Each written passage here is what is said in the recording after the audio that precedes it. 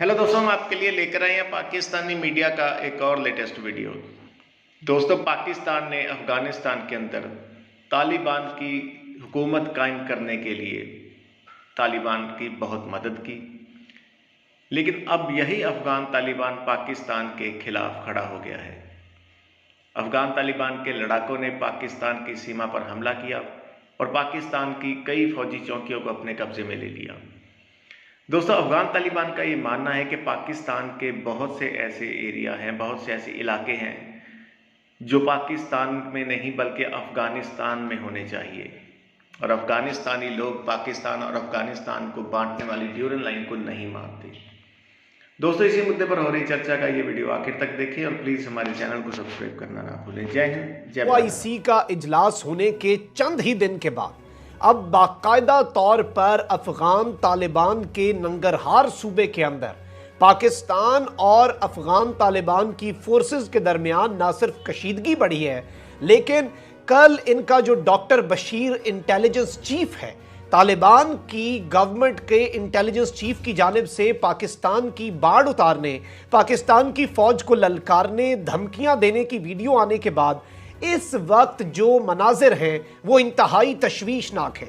Pakistani check पोस्टों पर कब्जे के दावे इस वक्त सामने आ रहे हैं और साथ ही साथ पाकिस्तान के अटक पुल तक जाने की, यानी कि अटक पुल तक जो एक दावे किए जाते हैं ना कि ड्यूरेंट लाइन को नहीं मानते, अटक तक जी हमारी टेरिटरी है, और फिर जो उससे आगे बढ़ते हैं वो तो कहते हैं कि मारगला की पहाड़ियों तक, इस्लामाबाद तक अफगानिस्तान के अंदर आना चाहिए।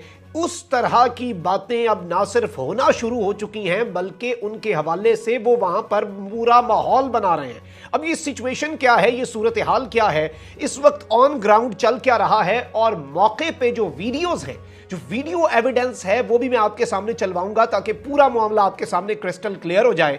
और इसके अंदर क्या इमरान खान की ओआईसी इजलास के अंदर की गई तकरीर, उसका कितना अमल दखल है, तालिबान की टॉप लीडरशिप इस वक्त क्या कर रही है या क्या नहीं कर रही। नाज़रीन इकराम, इस वक्त माहौल यह है कि कल की कशीदगी के बाद इंडियन मीडिया ने और इंटरनेशनल मीडिया ने बिलखुसूस इस इशू को बहुत ज़्यादा उछाला भी और इस पर बहुत ज़्यादा रिपोर्टिंग भी की, और इस सब के अंदर पाकिस्तानी फ़ौज की बुर्दबारी और पाकिस्तानी फ़ौज के तहम्मुल, या फिर आप ये कह लें कि एक प्रोफेशनल आर्मी है जो कि इस वक्त अमारात इस्लामी लैग कर रही है और शुतर बेमहार हैं इनके मुख्तलिफ ग्रुप। यानी कि इनका एक कमांडर है लोकल, पहले तो उसे था कि जी इनके पूरे लोकल कमांडर होते थे, कोई उनका सेंटर से राब्ता नहीं था, बस उन्हें पता होता था कि जी नेटो के सर चढ़ना है, अफगान आर्मी के सर चढ़ना है, बस पढ़ जाओ।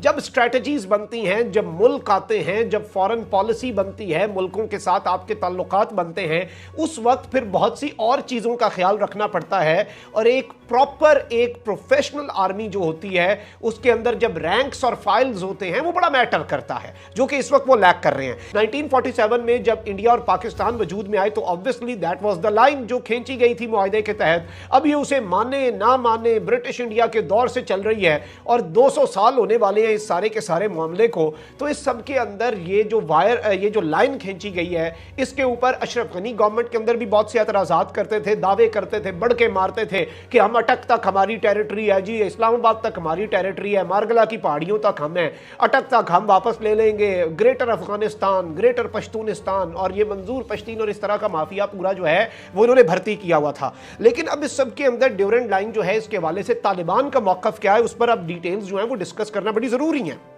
और ये आप इंडियन न्यूज़ चैनल व्योन की खबर भी देख सकते हैं। Days after OIC meet, tensions ensue between Pakistan and Afghanistan on Durand line border. Durand line border के ऊपर ओआईसी के इजलास के चंद ही दिन के अंदर, साथ ही साथ एक और खबर भी देख लें, tensions escalate between Afghanistan Pakistan after letter convenes OIC meeting.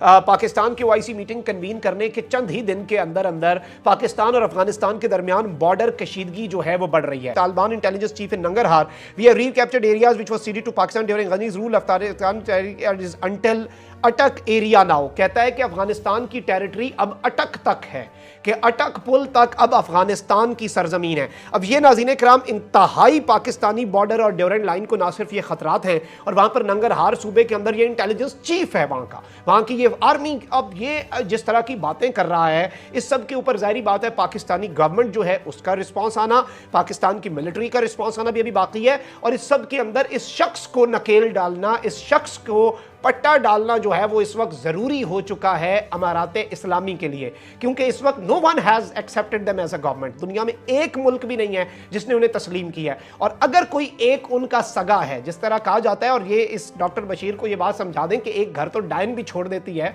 तो एक मुल्क जो आपके लिए सिर्फ और सिर्फ एक तो मजहबी फरीजा समझकर और इंसानी बुनियादों पर कि भाई यहाँ पर सामान पाकिस्तान से अगर एक हफ्ता ना जाने दिया जाए, जिस कदर वहाँ पर किल्लत है, वहाँ पर इस कदर अल्लाह माफ़ करे बहरान आ जाएगा, इस कदर हालात ख़राब हो जाएंगे कि आप अंदाज़ा नहीं कर सकते। तो ये चीज़ें हैं जिनके ऊपर इस वक्त बात होना बड़ा ज़रूरी है और देखना है कि ये ऊँट किस करवट बैठता है। जारी बात है पाकिस्तान की साइड बहुत ही तहम्मुल और बहुत ही बुर्दबारी का मुजाहरा कर रही है। आपको कोई लगता है मुस्तकबिल करीब में कोई ऐसा कोई इंडिकेशन जिसमें तालिबान जो हैं वो अपने रवैये में कुछ तब्दीली लेके आएँ, सीइंग द इंटरनेशनल प्रेशर? इनमें ग्रुप्स हैं समी साहब, तालिबान में ग्रुप्स हैं, हार्ड लाइनर्स हैं। मुत्तकी जो इधर आया था मेरे ख़्याल में वो हार्ड लाइनर नहीं है।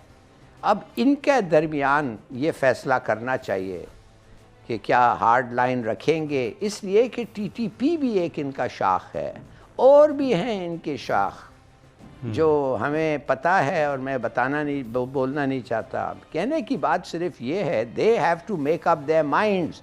उन्होंने अगर एक एग्रीमेंट साइन किए उस पर कम से कम अमल करें, नहीं तो नहीं चलेगा उनका।